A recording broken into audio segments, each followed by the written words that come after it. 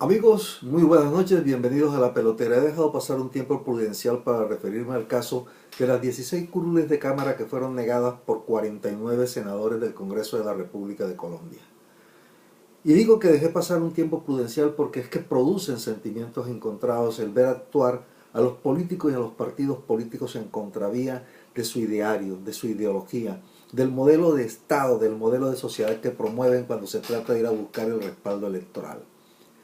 Produce rabia verlos actuar, en cambio, movidos por sus miedos, por sus odios, por sus pasiones, por sus mezquinos cálculos electorales. Mi vida completa ha estado ligada a las luchas de las minorías en Colombia. Debo decir que me siento orgulloso de haber influenciado en uno, en dos o en tres, no sé en cuántos delegatarios a la Asamblea Nacional Constituyente, en procura de conseguir que se plasmara un modelo de democracia, según el cual este no es el imperio de las mayorías, sino el sistema mediante el cual las mayorías se obligan a reconocer y a garantizar y a hacer eficaces los derechos de las minorías. Minorías sociales, minorías sexuales, minorías culturales, minorías étnicas, minorías religiosas, minorías políticas, minorías psicológicas. Y dentro de todas estas minorías están las minorías demográficas, un aspecto de la democracia que siempre me ha preocupado. El de esas comunidades ubicadas en las periferias de los territorios, corregimientos, veredas a las cuales jamás los colombianos tienen acceso, ni siquiera el conocimiento de que existen allí comunidades políticas, sujetos de derechos, sujetos también de obligaciones, pero fundamentalmente ciudadanos colombianos. Ciudadanos que no saben a quién acudir en procura de seguridad. Comunidades lejos de todo, olvidadas de Dios y del diablo, aunque esto suene herejía.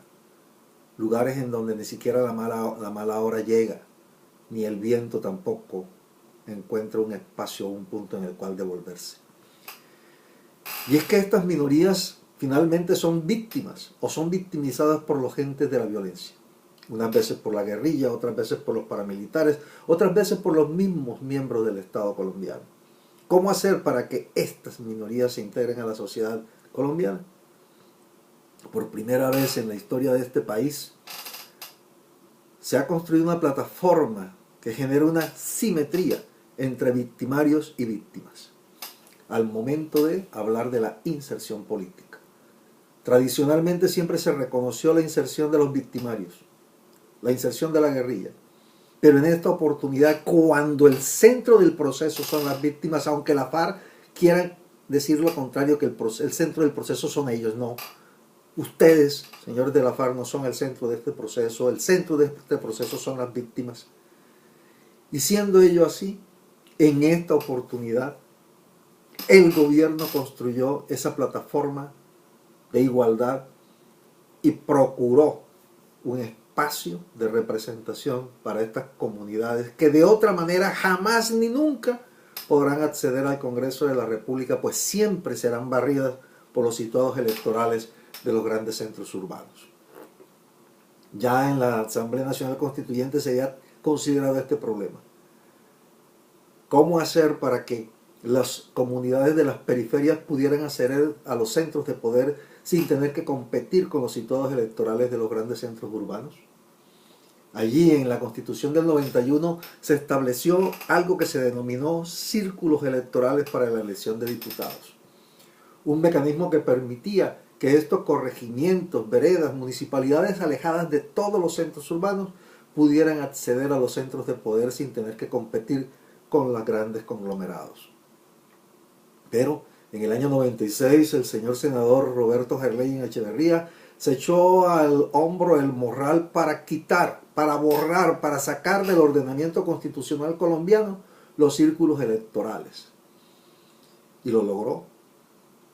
Y le quitó a los colombianos de las periferias la posibilidad de hacerse representar en las asambleas departamentales. En esta oportunidad, en esta negociación, se revivió esa figura que estuvo en la Constitución del 91, no mirando en esta ocasión el tema de las asambleas, sino el tema de la Cámara de Representantes.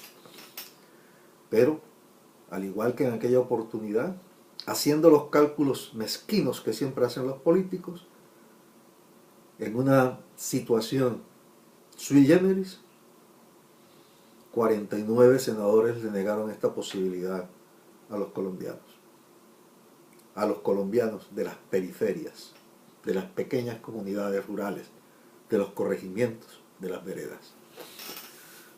Sin embargo, aún tenemos la esperanza de que esos 99 curules, luego de deducir de ellos las 3 que se encuentran vacantes por estar sus tenedores, sus detentadores o sus senadores vinculados a procesos de corrupción o a procesos de paramilitarismo o a procesos de crímenes de lesa humanidad, permita que estos 50 votantes que efectivamente depositaron su voluntad y la hicieron manifiesta en esa votación, con ello se reviva antes del día 11 de este mes de diciembre la posibilidad de que haya un espacio para las víctimas en el Congreso de la República. Duele, eso sí, ver cómo liberales, como el senador Álvaro Astor, como la doctora Vivian Morales, como Sandra Villadiego, como la senadora Blel, provenientes de esta corriente de pensamiento que privilegia, que considera, que sabe que detrás de la violencia siempre ha estado la negación de los derechos de la minoría, los unos hayan votado en contra y los otros se hayan retirado o no hayan querido votar en esta oportunidad reivindicando este principio liberal. Y preocupa también que el señor secretario del Senado de la República, el doctor Gregorio Ordaz, siempre tan acucioso, tengo más de 20 y pico de años de conocerlo desde cuando empezó a hacer sus pininos en el Congreso en alguna unidad de trabajo legislativo y que luego ascendió y fue avanzando en la Conferencia de Gobernadores, por ejemplo, o en algunas organizaciones de entes territoriales. Siempre ha sido un tipo estudioso, una persona acuciosa, pendiente de los detalles para impedir que sus asistidos, sus asesorados o sus mandantes pudieran cometer errores y equivocarse. Pero esta vez ha sido estudiadamente descuidado y permitió que en un asunto tan grave para la democracia, sobre todo para la democracia liberal, se haya cometido el gafe de sacar a las minorías de la posibilidad de hacerse representar en el Congreso de la República. Y me refiero a las minorías demográficas situadas en esas que ahora descubren que son zonas de narcotráfico y zonas de violencia, que precisamente porque nunca han tenido la posibilidad de insertarse políticamente al resto del país, es por lo que son víctimas de estos procesos y de estas economías irregulares. Bueno, no es más, tampoco es menos, y como decía mi amigo José Bolaños de la Hoz, yo sigo trabajando para ustedes. Chao.